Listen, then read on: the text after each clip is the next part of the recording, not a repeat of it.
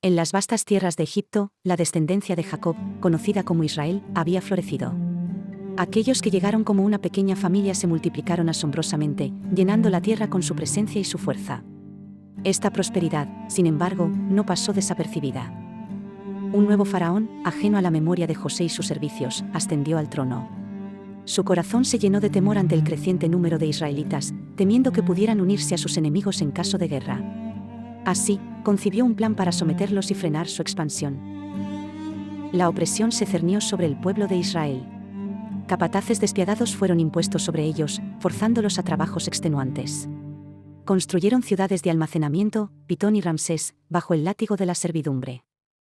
A pesar de la brutalidad, la paradoja divina se manifestó: cuanto más los oprimían, más se multiplicaban y fortalecían. La crueldad del faraón no lograba sofocar la vida que Dios había prometido. La desesperación del faraón lo llevó a un acto de genocidio. Ordenó a las parteras hebreas, Sifra y Pua, que mataran a todo niño varón al nacer. Pero estas mujeres, temerosas de Dios, desobedecieron la cruel orden, preservando la vida de los infantes. Frustrado por su fracaso, el faraón emitió un decreto aún más horrendo. Mandó que todo niño varón hebreo que naciera fuera arrojado al Nilo, buscando ahogar la esperanza de Israel en sus propias aguas. En medio de esta oscuridad, nació un niño de la tribu de Leví, destinado a ser el libertador. Su madre lo ocultó durante 3 meses, desafiando el edicto real. Cuando ya no pudo esconderlo más, lo colocó en una canasta de papiro y lo dejó en el Nilo. La providencia divina guió la canasta hasta donde la hija del faraón se bañaba. Ella lo descubrió, se compadeció de él y lo adoptó como su propio hijo. Milagrosamente, el niño fue amamantado por su propia madre, quien fue contratada sin saber su verdadera identidad. Así, Moisés creció en la corte egipcia, educado en toda la sabiduría de los egipcios. Sin embargo, su corazón latía por su pueblo. Un día, al ver a un egipcio maltratar a un hebreo, Moisés intervino y mató al opresor.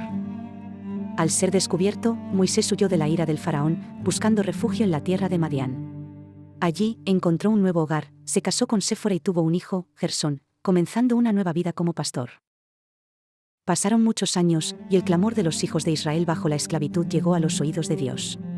Fue entonces, mientras Moisés pastoreaba el rebaño de su suegro Jetro, que una visión extraordinaria se manifestó en el monte Horeb. Una zarza ardía sin consumirse, y de su interior, la voz de Dios resonó. Dios se reveló a Moisés como el Dios de Abraham, de Isaac y de Jacob, el Dios de sus antepasados. Con profunda compasión, Dios expresó su conocimiento del sufrimiento de su pueblo en Egipto. Había escuchado sus gemidos y había descendido para librarlos de la mano de los egipcios. Entonces, Dios comisionó a Moisés para una tarea monumental: ir al faraón y sacar a los hijos de Israel de Egipto. Moisés, abrumado, expresó su reticencia, sintiéndose indigno y preguntando por el nombre de aquel que lo enviaba. Dios respondió con una revelación trascendente: Yo soy el que soy. Este nombre, Yahvé, afirmaba su existencia eterna y su fidelidad inmutable. Era la promesa de su presencia constante.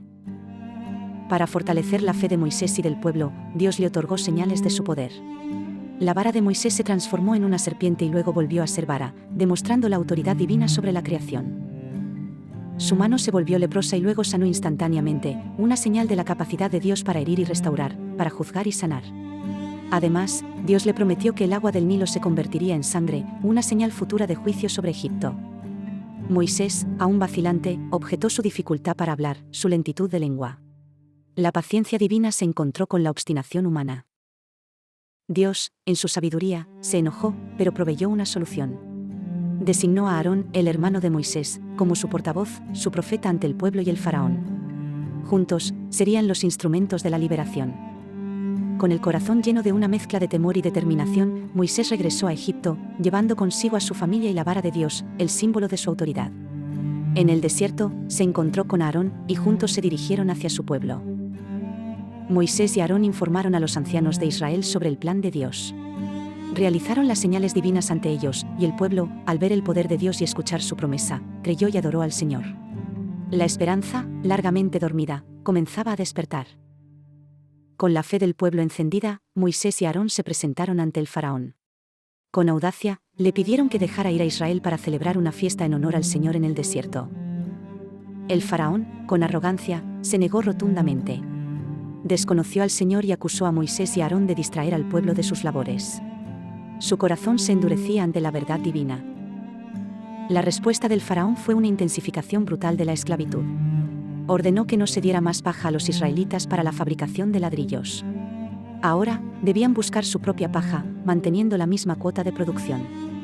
La carga se volvió insoportable. Los capataces egipcios azotaban a los jefes de trabajo israelitas por no cumplir las cuotas imposibles. El sufrimiento del pueblo se multiplicó exponencialmente. Desesperados, los jefes de cuadrilla israelitas culparon a Moisés y a Aarón por su aflicción. Su esperanza se tornó en amargura, y su fe inicial flaqueó ante la cruda realidad. Moisés, con el corazón apesadumbrado, se quejó a Dios. Cuestionó por qué Dios lo había enviado si el resultado era solo un aumento de la aflicción del pueblo. Su clamor era un reflejo del dolor de Israel.